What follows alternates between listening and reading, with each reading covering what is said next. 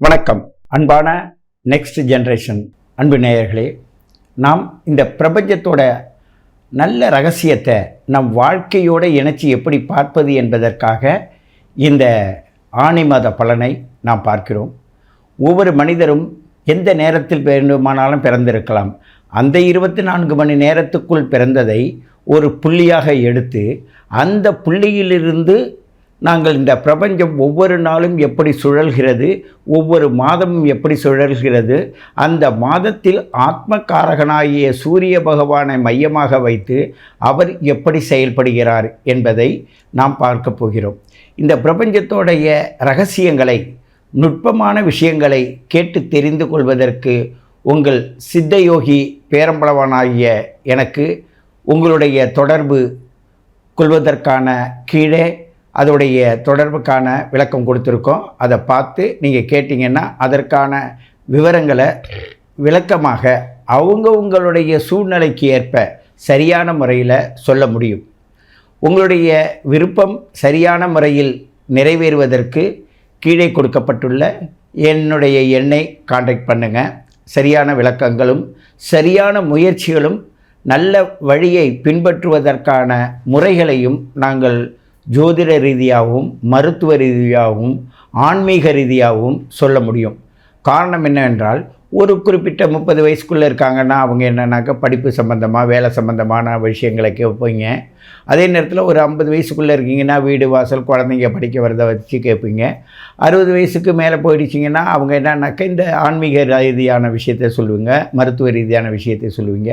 அதனால் ஜோதிடம், மருத்துவம், ஆன்மீகம் முக்களையும் கலந்த இந்த ரகசிய மனிதனுடைய பிரபஞ்ச ரகசியத்தை ஜோதிடம் மூலமாக கணித்து உங்களுக்கு வழங்கி கொண்டிருப்பது உங்கள் சித்தயோகி பேரம்பளவானன்.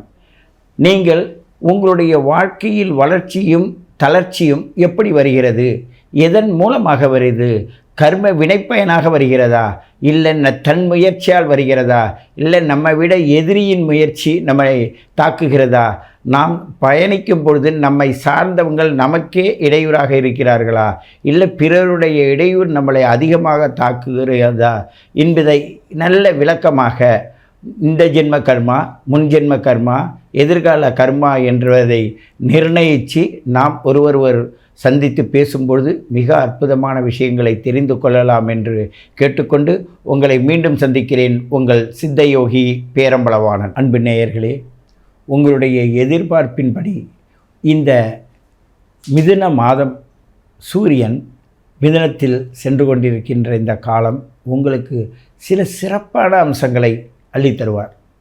எப்படி அள்ளித்தருவார் என்றால், மனோதைரியத்தையும் மனோபலத்தையும் மனதிடகாத்திரமான சூழ்நிலையும் அவர் செய்வார்.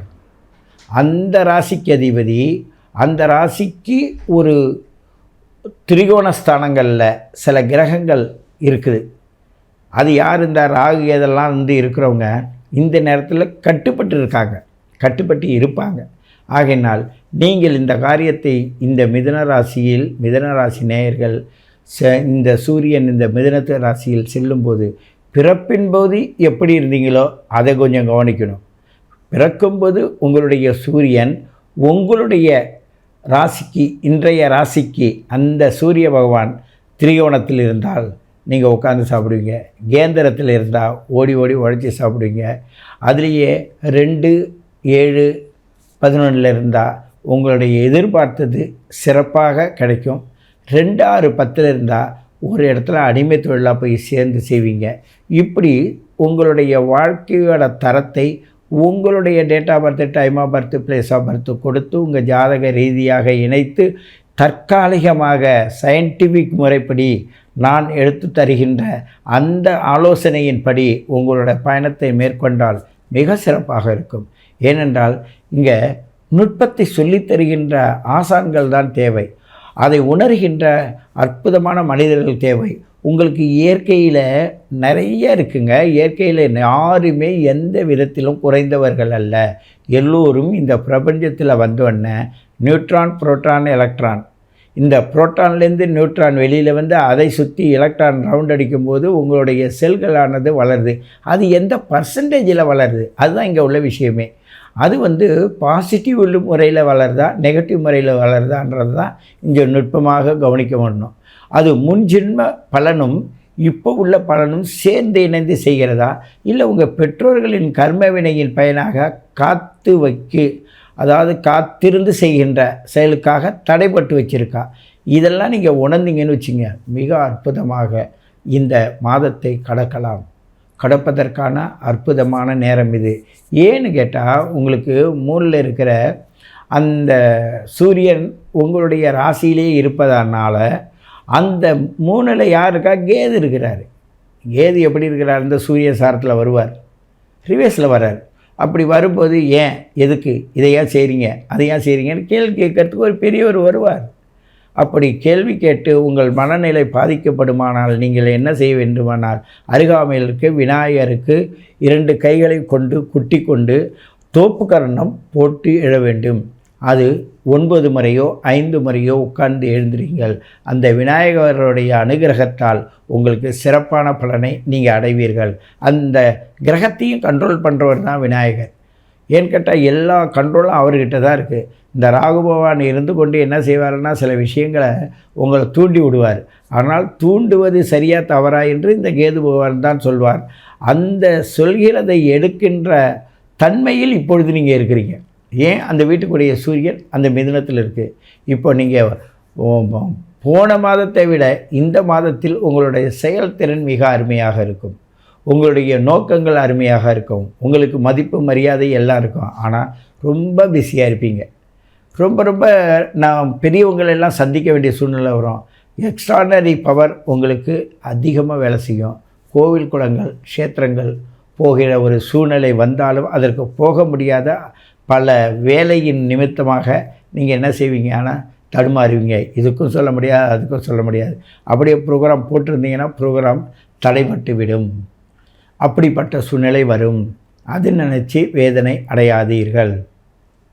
கூட இருக்கிற குரு கெடுக்க தான் செய்வான்.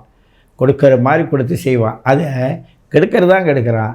சுபகாரிய செலவாக செஞ்சு கெடுத்துருங்க. அவன் என்ன கெடுக்கிறது? நம்மளே கெடுப்போம். அது எப்படி கெட்டு போகிறது? ஒரு படிப்புக்காக செலவு பண்ணுங்கள்.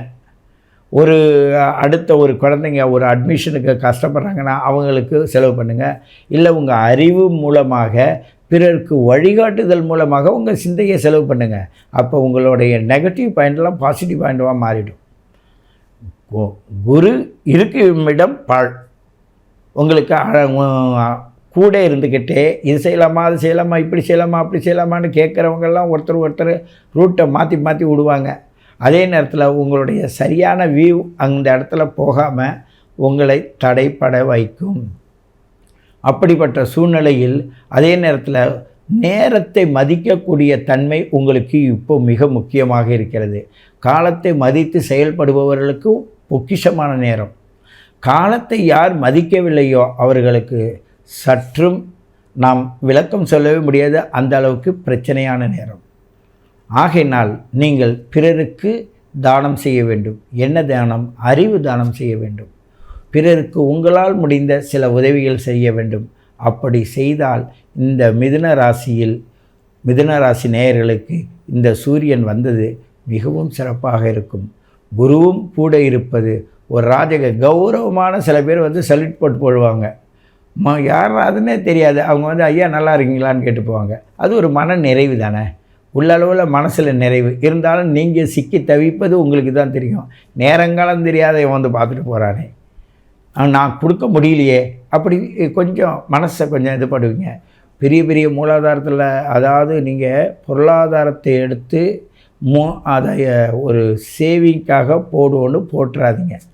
ஏன்னு கேட்டால் சரியான நபர்கிட்ட அது போய் சேராது, காலதாமதமாகும். ஆகையினால் நிறைய பேர் உங்களை பொருளாதாரத்தை எடுத்துக்கொண்டாந்து நீங்கள் அதில் போடுங்க இதில் போடுங்கன்னு சொல்லி தான் இந்த நேரத்தை உங்களை இழுப்பாங்க. ஆனாலும் கவனமாக இருங்கள்.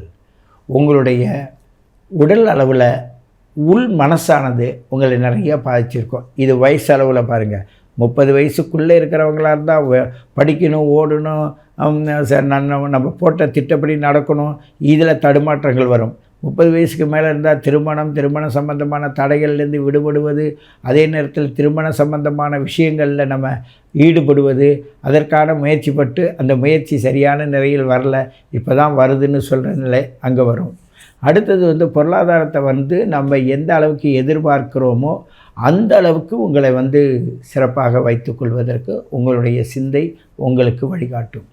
இதை நீங்கள் உணர்ந்தால் உங்களுடைய அற்புதமான இந்த மாதம் சிறப்பாக எடுத்து செல்லும். உங்களுடைய தொழில் சம்பந்தமான விஷயத்தில் உங்கள் பார்ட்னர், உங்களுடைய குடும்பத்தில் உள்ளவர்கள் உங்களை சரியான முறையில் அணுகினால் நீங்கள் சிறப்பாக இருப்பீர்கள். அவர்கள் ஏதேனும் உங்களுக்கு சிறு தடைகளை உண்டு பண்ணால் அடுத்தடுத்த நிலை தடுமாறும். ஆகையினால் கவனமாக இருந்து இந்த மிதுன ராசி நேயர்கள் இந்த மாதத்தை செயல்பட வேண்டும் என்று கேட்டுக்கொண்டு உங்களை மீண்டும் சந்திக்கிறேன். உங்கள் சித்த யோகி பேரம்பலவாணன்.